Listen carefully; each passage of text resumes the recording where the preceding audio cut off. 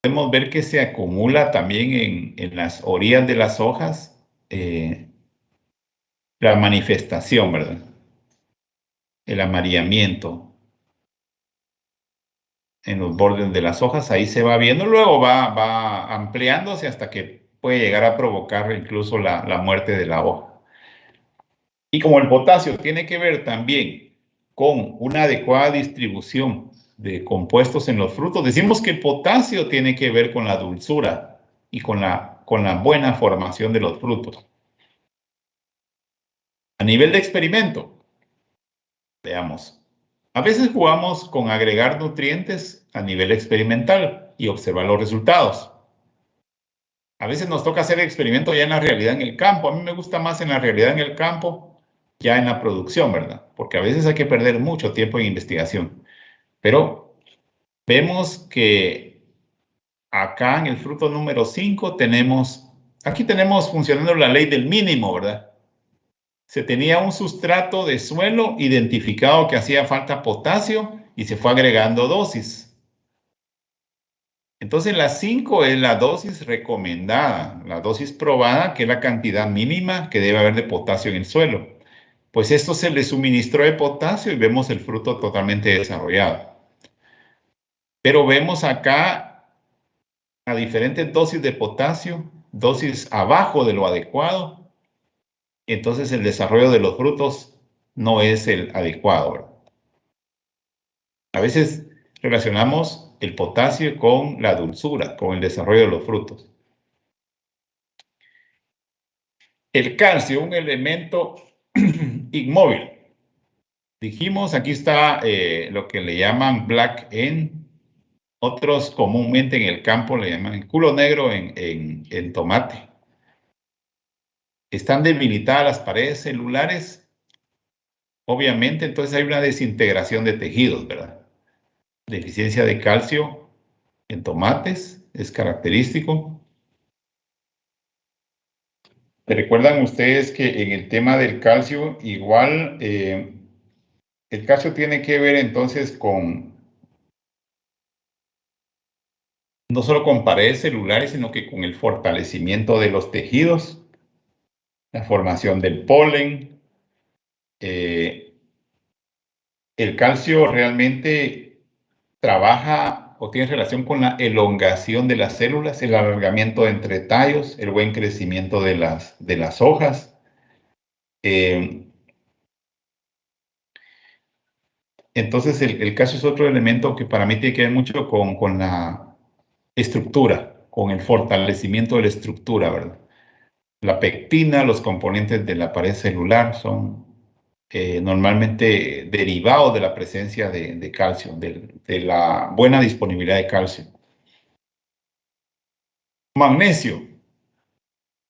Vemos un amarillamiento un poco diferente y vamos a ver una característica V invertida en los cítricos. Una V invertida, ¿verdad? Desde el ápice a los lados, ¿verdad? Y cuando va ampliándose el síntoma, obviamente va ocupando totalmente cada lado de las hojas. Entonces, pero vean en tomate ya cambia un poco el comportamiento. Así que se trata muchas veces de especializarnos en los síntomas según ya el cultivo que estamos manejando. Si estamos en la plantación de tomate, vamos a empezar a identificar, porque vamos a relacionar cómo está nuestro suelo, nuestro análisis de suelo, qué tan rico es de nutrientes, y de hecho ya lo vamos a relacionar con lo que está ocurriendo en la planta, ¿verdad? Y especialmente si no fertilizamos adecuadamente. Entonces puede cambiar según el cultivo el tipo de síntoma. Pero les decía el magnesio, ¿se recuerdan que el magnesio tiene que ver con la clorofila? Es un constituyente principal de la clorofila, está presente en las proteínas, está presente en enzimas. Bueno, tiene que ver entonces con diferentes funciones, pero ha sido característica su deficiencia entonces en forma de una V en las hojas. y luego amarillamiento a cada lado de las hojas. El boro, decíamos que es un elemento inmóvil, el boro, y este tiene que, como es inmóvil, se recuerdan, su síntoma más característico está en brotes tiernos y en las partes tiernas. El boro, inclusive en los frutos tiernos, los frutos debilitados se caen. No hay adecuada distribución de carbohidratos en los frutos de los cítricos. Vamos a ver esas naranjas cascarudas totalmente. Y vamos a ver que tenemos problemas en crucíferas, en coliflor, en brócoli, porque los tallos van a estar vacíos. No hay una adecuada distribución de carbohidratos dentro del tallo de las crucíferas. De coliflor, brócoli, repollo. Boro es característica, se recuerdan, lo hemos mencionado bastante porque es un micronutriente, se requiere en cantidades muy pequeñas y sin embargo nos puede provocar graves problemas si no está disponible, porque hay caída general de frutos, daño en las hojas y brotes tiernos que se nos hace parecer que es una enfermedad, que es un hongo el que está afectando, pero no es hongo, es simplemente el problema de la translocación, el problema entonces de debilidad estructural y de movimiento de carbohidratos. Entonces nos va a producir la muerte de los tejidos jóvenes y les decía, la acumulación de carbohidratos dentro del fruto, ¿verdad? Aquí vemos diferentes entonces formas. En algunos casos, la deformación. Ya no tenemos un aguacate con su forma característica aperada, sino que tenemos un aguacate redondo. No tenemos un cítrico redondo, tenemos un cítrico torcido por la mala distribución de carbohidratos. Entonces, importante el elemento boro. En nuestro trabajo, lo más claro ha sido la caída entonces de los frutos pequeños y la muerte de brotes.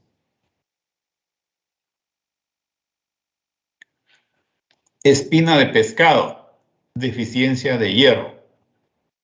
¿Qué vemos acá? Característico, entonces, todas las venas las tenemos verdes y el espacio entre las venas está de color amarillento, ¿verdad? Amarillo, clorótico. Espina de pescado sí es bastante característico. Entonces, como es un elemento prácticamente inmóvil, lo vamos a ver así como en la foto, en los brotes y en las hojas tiernas, en las que están en desarrollo, no han llegado a su plenitud de desarrollo. Un elemento inmóvil como el hierro, vamos a ver claramente en las hojas más tiernas, a nivel general, ¿verdad? Entonces, el hierro, ¿se recuerdan ustedes que es otro elemento bastante importante? Pero yo creo que es uno de los síntomas más claros que podemos ver en muchos tipos de cultivos. Obviamente, el hierro está presente en la molécula también de clorofila, participa en oxidorreducción, o sea, en transporte de energía, transporte de electrones, en enzimas. Hay varias funciones realmente relacionadas al elemento hierro y en general los diferentes nutrientes tienen varias funciones, pero a veces nos enfocamos en las más importantes, ¿verdad? Manganeso, veamos en habichuelas, en frijoles, diferentes tipos de frijoles. Miren, el manganeso sí provoca un amarillamiento general y solo las nervaduras más importantes están verdes. Vean, lo importante es que la persona se especializa entonces en su cultivo, lo observa y de esa manera puede entonces llegar a concluir, pero esto es algo fruto de la experiencia, el trabajo de campo. Cuando empiezan los primeros síntomas de deficiencia de manganeso, vamos a ver un amarillamiento que está alternado con partes verdes, ¿verdad? Amarillo, verde en las hojas de frijol. Normalmente, deficiencias de micronutrientes van a ser pocas porque normalmente el micronutriente está presente en la descomposición de la materia orgánica. Entonces, en algunos casos no es tan obvio. ¿Existe materia orgánica suficiente en el suelo? La deficiencia de micronutrientes casi no va a existir. Eso es lo importante. De ahí la importancia de la materia orgánica en el suelo, porque a través de sus procesos de mineralización y humificación nos asegura que haya suficiente micronutriente en el suelo. Otro elemento, otro micronutriente que a veces nos provoca confusión, pero es también difícil encontrarlo, es el molibdeno. Las deficiencias en los cítricos ya parece más que todo una mancha provocada por hongos. Aquí se perdió la simetría, no tenemos igual un lado que el otro. Por eso tenemos que tener el criterio nosotros de que puede apartarse un poco del patrón general. Aquí vamos a ver nosotros entonces manchas concéntricas, manchas generalmente redondeadas, ¿verdad? Pero ¿cómo vamos a diferenciar nosotros que es una deficiencia nutricional y que no es un hongo? ¿Cómo lo vamos a determinar nosotros? Porque al observar detenidamente la hoja con un estereoscopio o con un microscopio, vamos a ver las muestras de las hojas, no vamos a encontrar crecimiento de hongos ni vamos a encontrar bacterias. Porque hongos y bacterias nosotros los observamos que están ahí presentes, ¿verdad? Son seres vivos, microscópicos, pero los podemos observar. Entonces, en este caso no vamos a ver nosotros las estructuras, los signos, o sea, las estructuras de esos seres vivos. Muy bien. Entonces les decía, en muchos casos, aquí vemos del lado derecho un cultivo de soya y vemos aquí, este es como un experimento, ¿verdad? Aquí tiene una poca dosis de nitrógeno y es obvio el amarillamiento general respecto al otro tratamiento que está arriba, que ese sí tiene la cantidad adecuada de nitrógeno. La coloración es verde oscura, más profunda. Mientras cuando hay deficiencia de nitrógeno, vamos a ver a nivel general un amarillamiento, ¿verdad? A nivel general.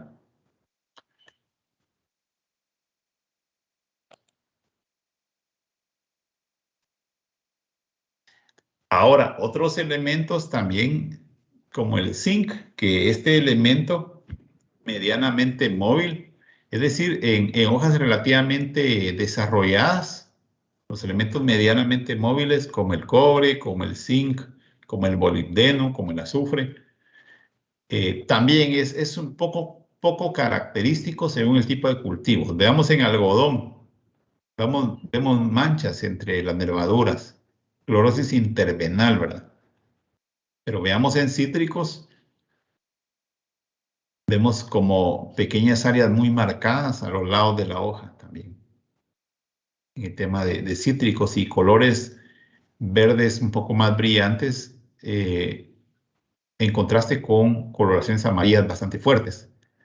Y las manchas están bastante delimitadas, las manchas amarillas en la hoja. Es poco común,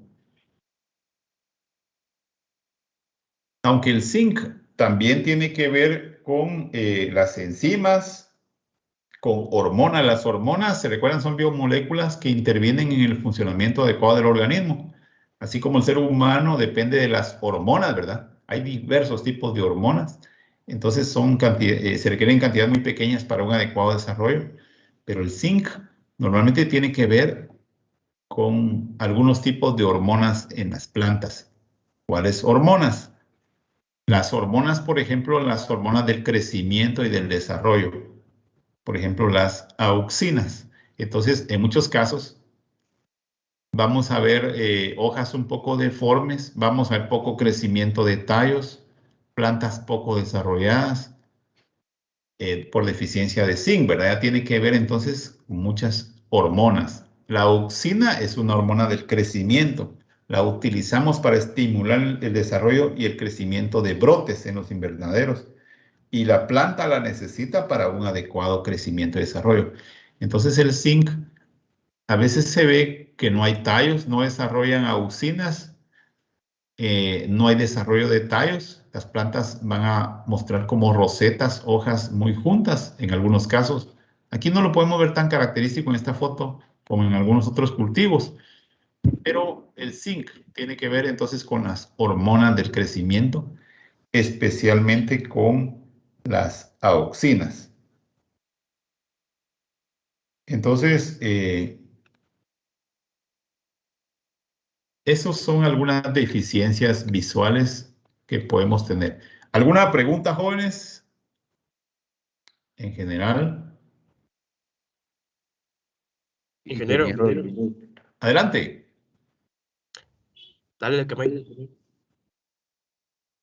Sí, que en cítricos a veces es común encontrar como que un achurramiento, como, aco- sí, como se mira Aprovechamiento. ajá, eso es, se mira así la hoja. ¿Eso se debe a alguna deficiencia de algún nutriente? ¿O es algún síntoma también de algún nutriente? Especialmente en limón. Sí, como les digo, tenemos que ser bien creativos y aquí tenemos que recordarnos de aquella famosa definición de suelo, ¿se recuerdan? Entonces acá el suelo es bien complejo de poder dar una respuesta concreta en el momento, hay que pensarlo primero. ¿Qué pasa si tenemos ataque de pulgones cuando las hojas están tiernas? Se enrollan. Entonces ahí ya es un problema derivado de una plaga, de un insecto. ¿Qué pasa si tenemos cortadores presentes en las hojas tiernas en cítricos? Algunas hojas también se desarrollan torcidas, se enrollan. ¿Qué pasa si hay presencia de trips también en algunos cultivos? Es poco común en cítrico, pero también existe trips, otro insecto muy pequeño que está presente en las primeras etapas de desarrollo de las flores. Casi no se ve a simple vista. Y igual puede hacer un torcimiento. En aguacate, por ejemplo, nos tuerce el fruto del aguacate y nos pone como cicatrices, una especie de moro, eh, como ronchas, ¿verdad? Como pequeños crecimientos sobre el fruto del aguacate. Y nosotros no lo vemos, pero estuvo presente el TRIPS en las primeras etapas de desarrollo del aguacate. Así que tenemos que ser hábiles de tener a la mano nuestra lupa, observar. A veces hay galerías también por la mosca minadora que a veces no se ve a simple vista, pero que también tuerce las hojas. También se ven a veces pequeñas galerías. Yo le diría, aquí tenemos como los elementos importantes para el diagnóstico. Recuérdense, puede haber un hongo, puede haber una bacteria, pudo haber sido un problema de contaminación por un herbicida, que eso lo vemos. El maíz también se pone, como vemos en la fotografía, quemado por un herbicida. Entonces, el historial es importante. No podemos solo confiarnos de un síntoma. Tenemos que tener el diagnóstico, ¿verdad? Tenemos que tener claro el diagnóstico. Entonces, observemos bien. Ahí van los elementos, entonces, para que nosotros tengamos una idea general de qué puede ser lo que esté ocurriendo ahí, ¿verdad? A nivel de, no sé, ¿alguna duda, jóvenes, por favor? ¿Alguien tiene alguna experiencia con alguna deficiencia? Por favor, lo podemos compartir. Aunque recuérdense que vamos a tener exposiciones de grupos, que esos son puntos claves para el examen final, ¿se recuerdan? Tenemos la exposición de las diapositivas de cada grupo, a ver qué encontraron. Y tenemos un grupo que estudió estos elementos y nos lo va a compartir. Entonces ya vamos a tener 1 o 2 días para trabajar esos elementos de los temas importantes porque es un aprendizaje. Igualmente cada grupo expositor, por favor, nos prepara una pregunta, una pregunta clave de algún tema relacionado a lo que van a exponer. Lo más importante que tengamos que aprender de su tema, el grupo nos va a compartir su pregunta, ¿verdad?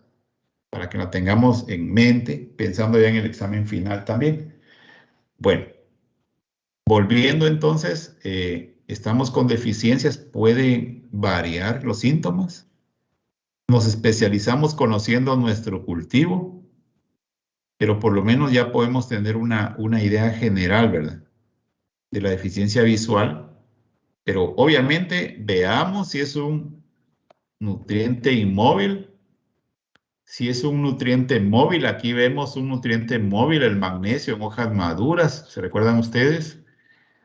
El boro, un nutriente inmóvil en hojas y partes tiernas, pero también en la distribución de carbohidratos.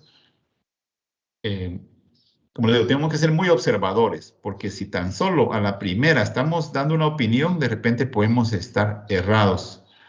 En aguacates, a mí me decía un señor, un amigo, vamos a ver, mi aguacate está todo torcido.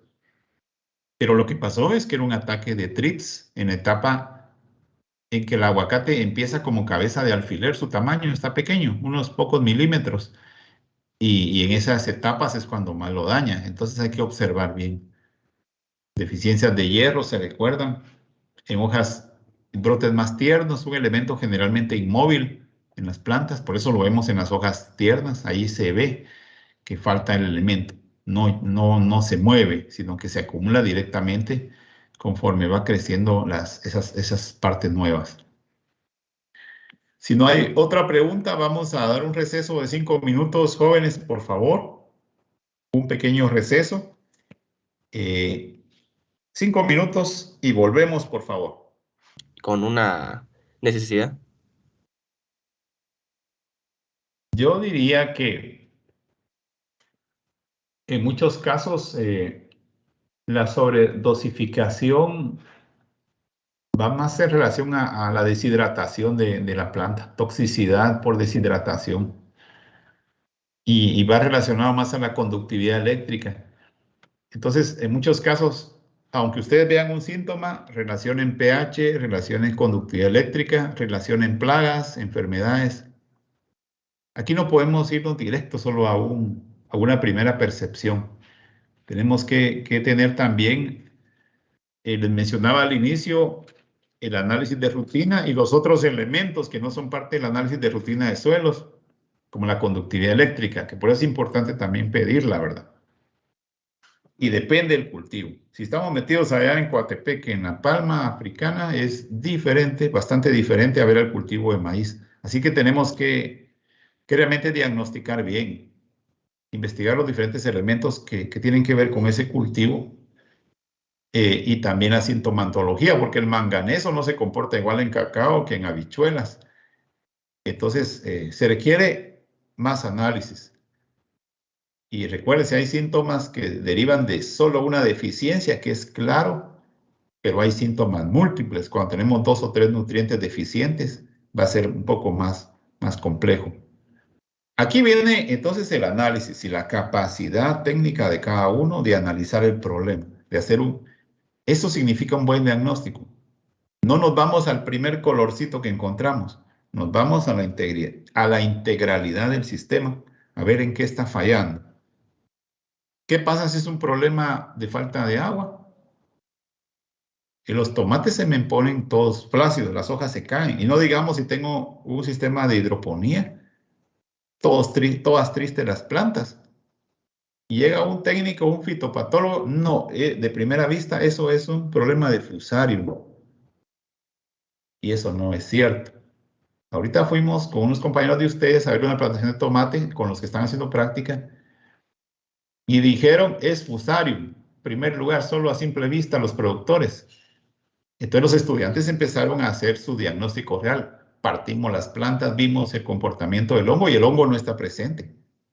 ¿Qué era? Un problema de mal manejo del agua y muchas sales. Así que es algo más integral. Nuestra capacidad técnica tiene que ir más allá para sacar un buen diagnóstico.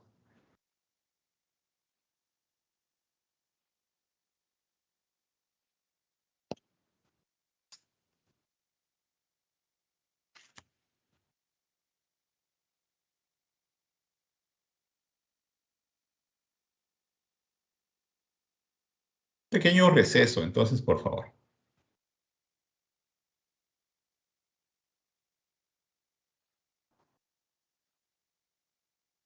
Sí, ingeniero. A ver, hábleme del examen. ¿Qué nos puede usted hablar respecto al examen? ¿Qué aprendizaje le dejó el examen? Creo que aprovechar más el tiempo. Muy bien. No estancarnos con una pregunta. Correcto. Miren, la estrategia también de muchos, aunque no lo queramos ver así, es copiarnos, ¿verdad? Porque es obvio. Y en un examen de este tipo, más bien perdemos tiempo al querer copiar con otras personas. Se puede siempre copiar, pero a veces nosotros tenemos un mejor criterio que el compañero. Confiemos en nuestras propias capacidades. En segundo lugar, vemos, vamos a ver, González y Scott, ¿qué nos dice?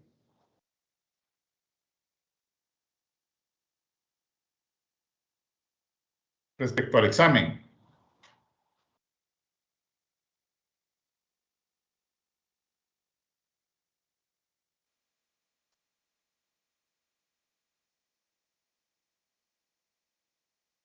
Vamos a ver.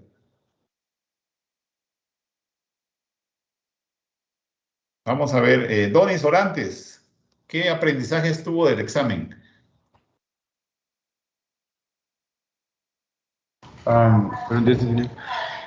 Más que todo lo de la descripción del análisis de suelos, eso fue lo que más me dejó como marcado. Aún tengo duda de si salí bien, pero eso fue lo que más me gustó. Recuérdense que sus notas yo las colgué hace ya días en la plataforma, ahí lo pueden ver, se recuerdan, ¿verdad? Siempre revisen su plataforma. Yo lo que puedo observar, y es un consejo para ustedes, es que yo diría más es obvio que algunos no estudiaron, porque podemos ver en algunos exámenes mucha efectividad, o sea, altas notas, ¿verdad? Muy bueno. Eso es parte de la preparación de nosotros. Si nosotros somos muy confiados, eso es un factor malo para nuestra vida en ENCA y en nuestra vida profesional. A veces creer que con una simple revisada de algo ya estamos listos, un ego muy alto, el creernos muy autosuficientes no es bueno, porque la preparación es la clave del éxito, ¿verdad? A veces veo mucha confianza y preguntas claves, elementales que algunos de ustedes no pudieron contestar. Creo que es falta de estudio, pero no hemos perdido nada. No, no hay problema. Es una primera prueba. A mí me gusta hablar de los temas. Quisiera preguntarle, por favor, a Mikulash. Saló. Sí, Quisiera preguntarle el tema, por ejemplo, el tema nutriente esencial. ¿Usted qué elementos menciona cuando hablamos de nutriente esencial? En un tema, ¿qué elementos usted menciona? principalmente mencionamos 17 que son principales ¿verdad? para la planta, donde viven los primarios, secundarios Solo eso. y los micronutrientes y macronutrientes. Muy bien. Pero ahí está explicando usted qué es un nutriente esencial. Como que la esencia más importante ahí, nutriente esencial. ¿Por qué? ¿Por qué nutriente esencial? Ustedes son estudiantes de ENCA. ¿Por qué son estudiantes de ENCA? Porque fueron seleccionados alta capacidad, tienen un montón de atributos buenos. Algunos los van a terminar de desarrollar ustedes. Pero recuérdense, en los temas normalmente tenemos que empezar por conceptualizarse. Recuerden, ¿qué es un nutriente esencial? Y ahí solo vienen ya las tres condicionantes, ¿verdad? Del nutriente esencial. Entonces, ¿se recuerdan? Es específico, es directo, es un elemento que no puede faltar. No les pedí ampliarse tanto, pero sí por no definir, ¿verdad? Que los que se enfocaron a definir el nutriente esencial, por supuesto, ahí estuvieron mejor, ¿verdad? Entonces, ¿por qué se considera un nutriente esencial? Esa era la pregunta. Y luego, pues, obviamente, ustedes podían extenderse un poco, no tanto, ¿verdad? Pero era explicar, ¿un nutriente esencial qué es? No solo enumerar, no. No solo macro, micro, no, sino que la esencia. Para ser considerado un nutriente esencial, tiene que cumplir con ciertas condiciones. ¿Cuáles eran? Los 3 criterios de esencialidad. Por ahí iban. La forma de absorción de nutriente, la vía apoplástica, vía simplástica, no, lo vimos, ¿verdad? Y tenía sus elementos importantes. Si va dentro de las células, si no va dentro de las células, hay banda de Caspari y había que hacer un par de esquemas. Muy bien. La ley de rendimientos decrecientes igual estuvieron bien, definieron más o menos lo que trabajamos. Había una gráfica que había que representar. Obviamente los que también utilizaron mucho de su criterio para explicar fue muy valorado, porque obviamente no abrieron una presentación de diapositivas y copiaron un esquema, sino que trataron de explicar. Ellos fueron más valorados todavía, los que pusieron su criterio en base a lo que estudiaron. Bueno, y así cada uno de los temas, la idea era tratar de conocer su pensamiento, que lleve los elementos esenciales del tema, por supuesto. Y era obvio cuando ustedes trataban de explicarlo con sus propias palabras, con lo que habían captado. Porque esa era la idea, si se comprendió, la comprensión del tema. Obviamente hay elementos que no pueden faltar cuando hablamos de un tema específico, ¿verdad? Hay elementos que no pueden faltar, la definición y adornar un poco el tema, ¿verdad? Algunos solo se centraron en responder 3 palabras, 4 palabras. Eso no es tema, ¿verdad? Por eso dice tema, desarrollar, pero no extenderse mucho, la esencia. Ahora, en relación a las preguntas, yo creo que estaban bastante concretas. Vamos a... Solo quiero tal vez tomar 2 minutos para hablar de esto. Vamos a ver ahora.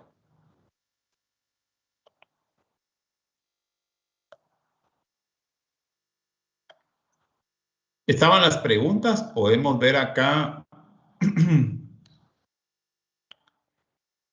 el incremento en el rendimiento del cultivo es cada vez menor por cada unidad adicional de nutriente aplicado. Bueno, respuesta, ley de rendimientos decrecientes. El desarrollo de las plantas es afectado por factores genéticos, ambientales y edáficos. ¿Cómo podría afectarse el desarrollo si el factor limitante es la hora luz? Por la fecha de siembra. Recuérdense que cambia la duración. Vemos ahora horas luz, estamos en una época de fin de año, son pocas horas luz, ¿verdad?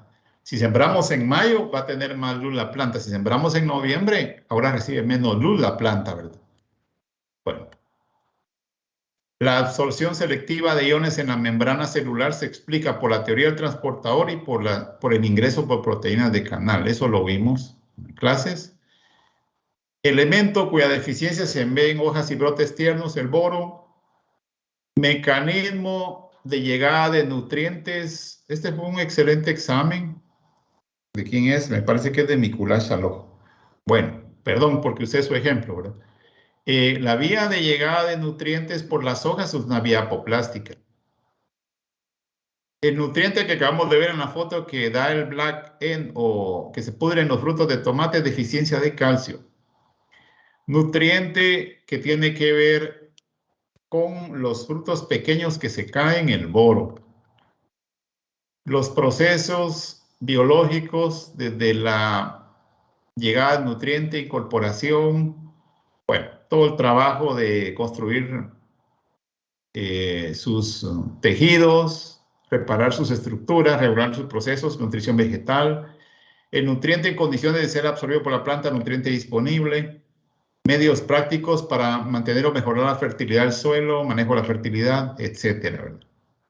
Ahí habían preguntas muy directas.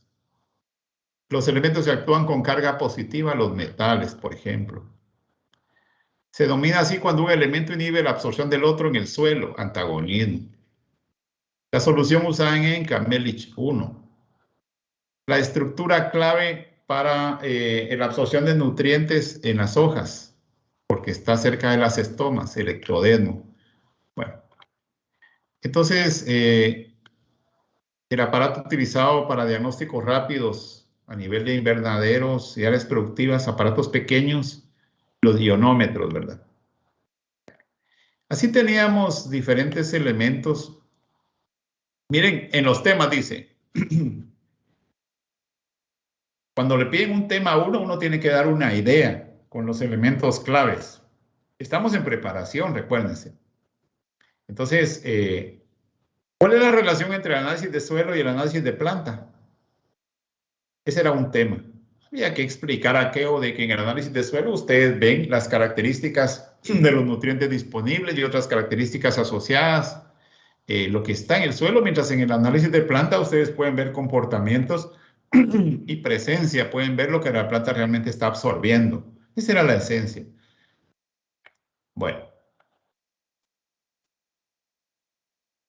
Muy bien, entonces vamos a ver las formas iónicas en que el elemento fósforo es absorbido. Obviamente, fosfatos, son los grupos fosfatos, ¿verdad? Entonces, H2PO4, HPO4, PO4. Bien contestado. El otro tema, le piden como asesor instalar una plantación de melocotones. ¿Qué factores pueden afectar el crecimiento de las plantas? ¿Qué factores afectan el crecimiento de las plantas? Bueno, ahí ya teníamos, ¿se recuerdan? Los factores genéticos, ambientales, del suelo, del manejo del suelo. Bueno, los 5 factores, ¿verdad? Muy bien, el otro tema, vamos a ver. Tuve un error con Leonardo en su revisión. Obviamente ya revisé, le voy a subir 15 puntos para el siguiente examen, porque tuvimos que entregar actas y yo les avisé a los que tenían problemas, pero tardó en contestar Leonardo, ¿verdad? Yo siempre mando un mensaje porque a veces hay problemas en el envío de documentos, cosas, errores humanos también, ¿verdad? Entonces, algunos me pidieron revisión. Podemos revisar su examen despacio, pero van a ver que es un examen que no era el otro mundo. Lo único es que tienen que ser hábiles.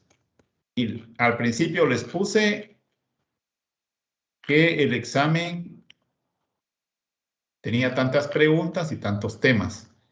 Y obviamente, pues uno revisa y ve que tiene más valor, ¿verdad? En la lógica de responder y distribuir el tiempo. No puede tardarse mucho una pregunta o preguntarle a otros, ¿verdad? No, sino que realmente es de trabajar con su propio criterio. En el análisis de suelo, siempre en la interpretación, se recuerdan, aquí tuvimos la tabla de Melich, y ahí vimos desde pH, conductividad eléctrica, aquí está muy alta, por ejemplo. La relación carbono-nitrógeno la veíamos, teníamos nuestra medida en nuestra tabla, de 10 a 15 era adecuada mineralización, y tenemos nutrientes. Y recuérdense que para interpretar trabajamos y se ve en la tabla que tienen que comparar los nutrientes, las relaciones también, y dar recomendación. Lo curioso es que solo una persona me recomendó nitrógeno y dijimos que el nitrógeno siempre se recomienda, ¿verdad? Siempre se recomienda porque siempre está deficiente por su alta volatilidad. Entonces, todo el tema de las relaciones y dar recomendaciones. ¿Qué nutrientes necesitábamos? Los que estaban deficientes, ¿verdad? Bueno, entonces, eso era el examen. Muy bien, entonces, pero como les digo, conmigo no hay problema. A veces nos toca entregar actas por las firmas que se iba al coordinador académico. Bueno, tuvo que entregar las actas y tengo que revisar. Y si alguien de ustedes aún tiene alguna duda por ahí, pues nos conectamos y revisamos el examen. En el caso de Leonardo ya lo revisé. Sí le tengo que subir puntos en el siguiente examen. Ya lo vamos a hablar entonces con Leonardo, ¿no? Por mí no hay problema. Bueno, entonces, diga, adelante. Diga.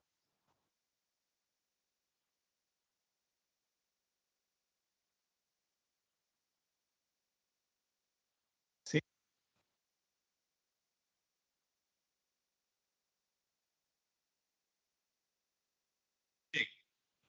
¿Su apellido, perdón?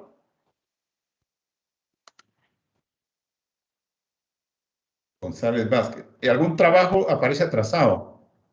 Suyo.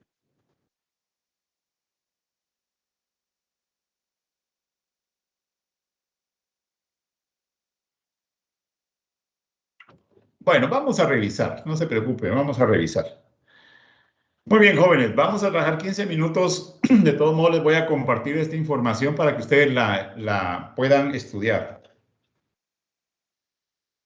Quiero preguntarle a González Vázquez, ¿qué es el plan de fertilización? También nos puede ayudar López Atz, nos puede ayudar, y Mexicanos también nos puede ayudar. ¿Qué es un plan de fertilización? Hasta aquí, ¿qué ideas tenemos?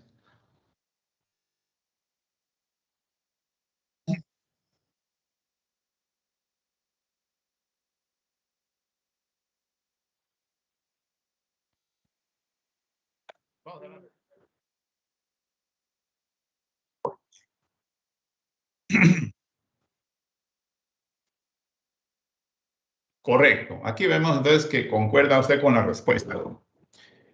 Entonces nos dice que, vamos a ver, el plan de fertilización son variados elementos, ¿verdad? Pero los más importantes. El plan nos dice, el orden aquí no importa. ¿Qué voy a usar, verdad? Bueno, ¿qué fertilizante la fuente, verdad? Nos dice qué dosis, cuánto por árbol o cuánto por surco voy a aplicar, que es una matemática esencial. Yo calculo el número de árboles y calculo la cantidad de fertilizante y obviamente le voy a echar a cada árbol lo que le corresponda, ¿verdad? Divido la cantidad entre el número de árboles o entre el número de surcos, porque a veces hay cultivos en surcos, por ejemplo el frijol en la enca, ¿verdad? Y aplico fertilizante en una banda continua en un surco. Ahí lo que necesito es saber cuántas libras voy a distribuir en cada surco. La época de aplicación, ¿cuándo, verdad? ¿Cuándo? ¿Se recuerdan? Las curvas de absorción nos ayudan a tener una idea. ¿Cuándo el nutriente absorbe más? Ahí deberíamos de aplicar. Entonces, el otro componente es ¿cuándo aplicamos? Si tenemos bastante recurso, yo hago 3, 4, 5 fertilizaciones. Si yo tengo poco recurso, pues dos al menos, ¿verdad? O 3 al menos.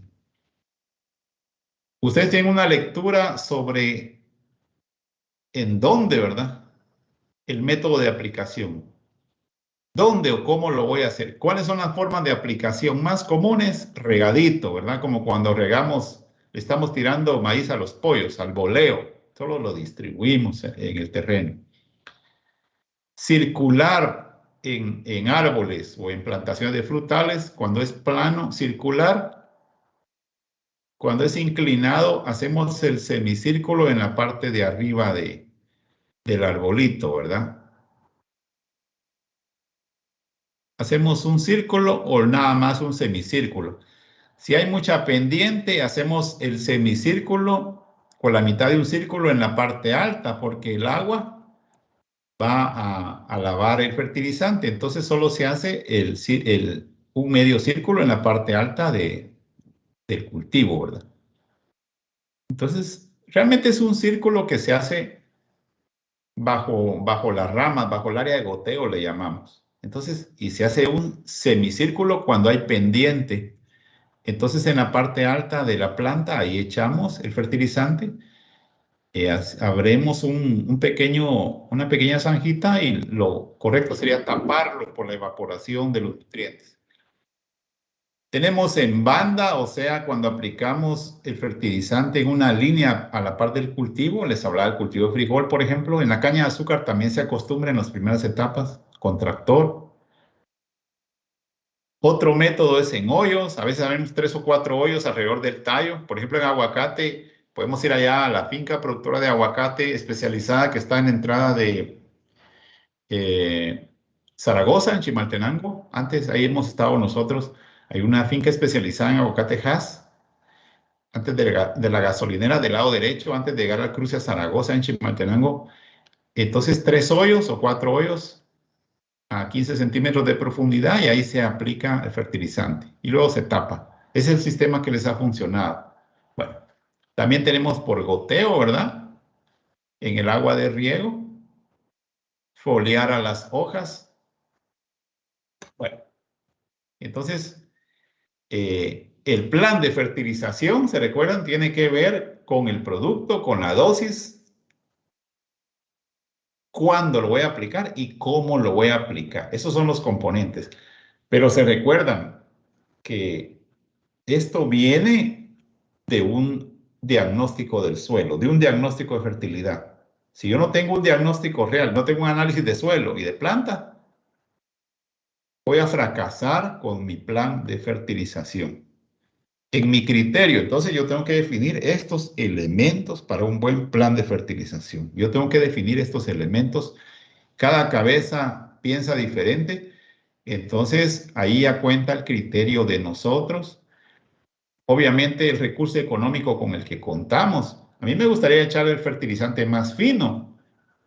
Un Acapos azul, un Acapos rojo, un Acapos violeta, pero de repente es demasiado, el doble del precio de un fertilizante de un 20-20-0, de un 18-46-0, de un DAP, ¿verdad? O un MAP. Entonces, ya depende de la condición de la economía, del caso, del cultivo, depende de nosotros como técnicos definir entonces esos otros elementos.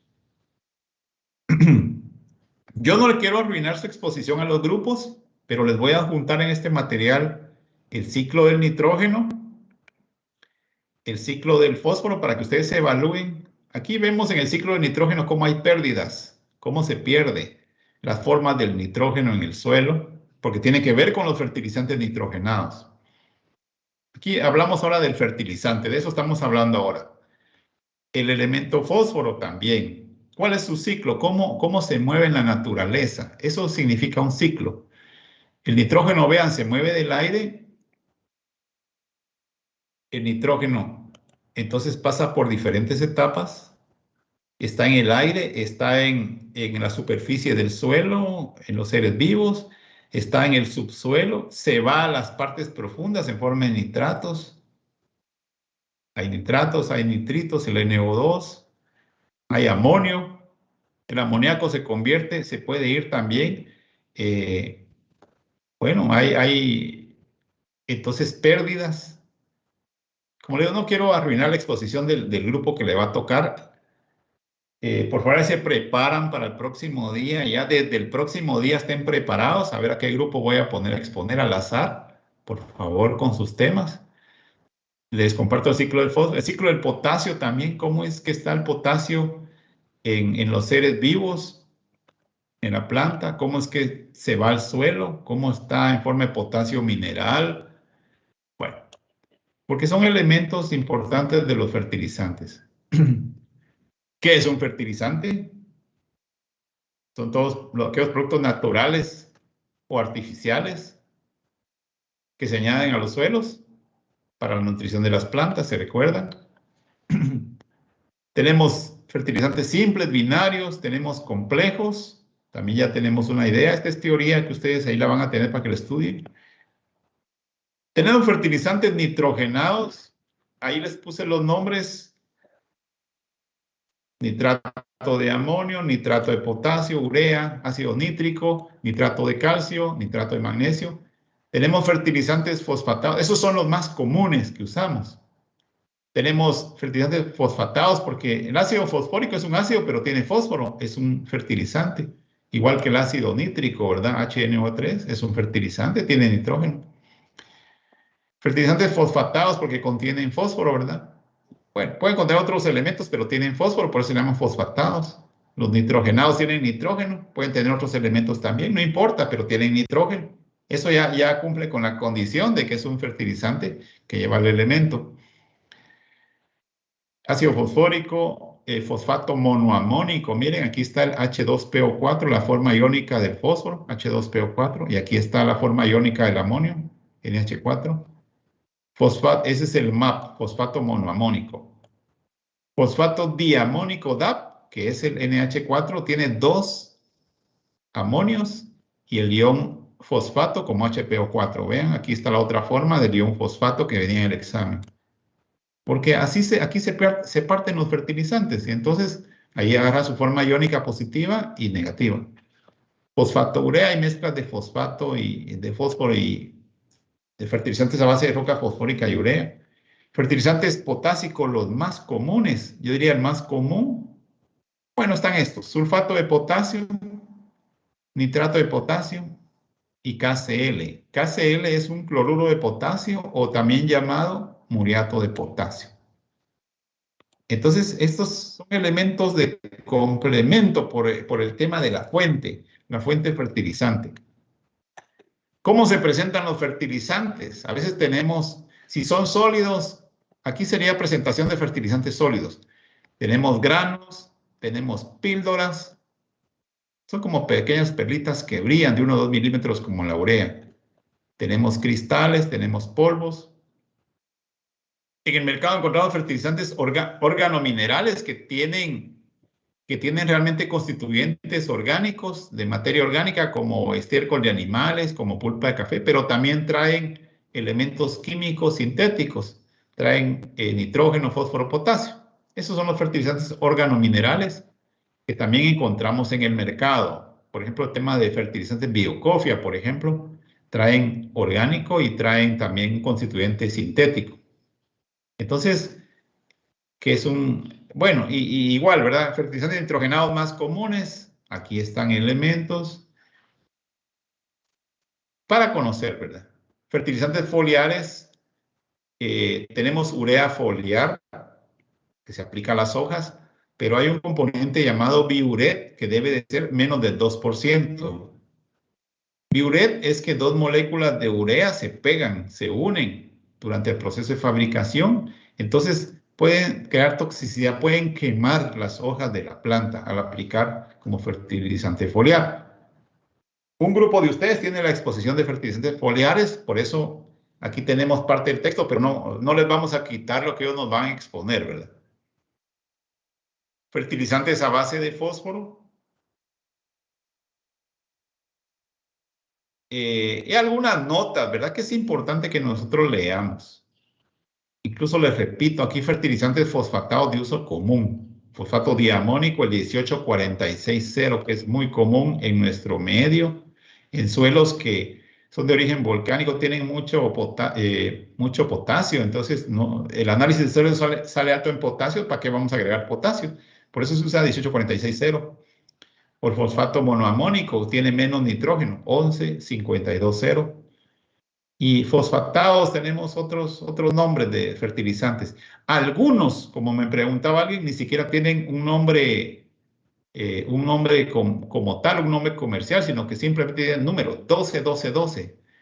En Disagro, por ejemplo, hay una cantidad de fertilizantes ya diseñados con un nombre. Por ejemplo, son para café. Está el 17, 16, 15, por ejemplo, el triple 20, etc. A veces no existe ya un nombre, sino que simplemente son las proporciones. Los conocidos son los que tengo aquí, los que les pongo en este listado. Muy bien. A veces tenemos también en la presentación fertilizantes no solo sólidos, tenemos líquidos, tenemos gaseosos. Aquí se los pongo. Según su estado físico, puede ser sólido, puede ser líquido, puede ser gaseoso el fertilizante. Y algo importante cuando hacemos o estamos fertilizando, no aplicar calcio con azufre, no mezclar fertilizantes como el nitrato de calcio, porque el nitrato de calcio lleva calcio, con el sulfato de azufre, porque el calcio se une con el azufre y da un precipitado, puede tapar los goteros. Y lo más delicado, no mezclar productos que lleven calcio como el nitrato de calcio con productos que lleven fósforo, porque nos va a formar una roca fosfórica insoluble que nos va a tapar los goteros. Eso es algo práctico del trabajo. Aquí, esto se lo voy a colgar en la plataforma antes del examen para que ustedes ahí lo puedan ir estudiando. Hay mucho que hablar de temas de fertilizantes, pero igual les pongo aquí un par de ejemplos. Por favor, lean esto y resuelvan esto. Es sobre los factores para convertir. Alguien preguntaba, ¿verdad? Los factores para convertir fósforo a P2O5. Multiplico fósforo por 229. Y al revés, si yo quiero obtener el fósforo puro, ¿cómo lo haría? Una forma es despejar, ¿verdad? P2O5 entre 2,29 me va a dar fósforo. Simplemente de la misma formulita yo despejo el otro factor, el otro elemento que quiero saber, ¿verdad? O si no, usan su tabla. O sea, pasar de elemento puro a la forma oxidada. El nitrógeno siempre se expresa en su forma pura.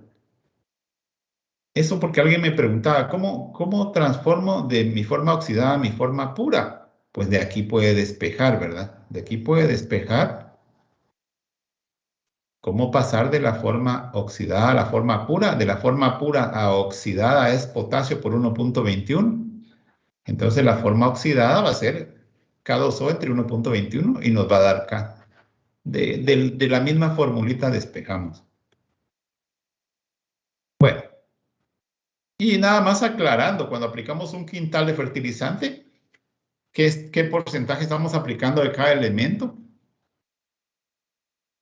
¿Y cuánto estamos aplicando del elemento puro? Ahí está.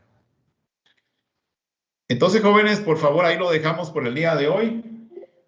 Me he extendido demasiado, perdonen, pero hay que aprender, ¿verdad? Por lo menos quiero compartir todas estas ideas con ustedes.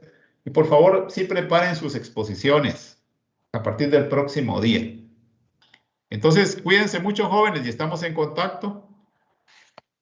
Siempre, pues, ahí comuníquenme cualquier problema, ahí vamos resolviendo, no se preocupen. Pasen buen día. Feliz día, ingeniero. Feliz día. Feliz día, ingeniero. Feliz día.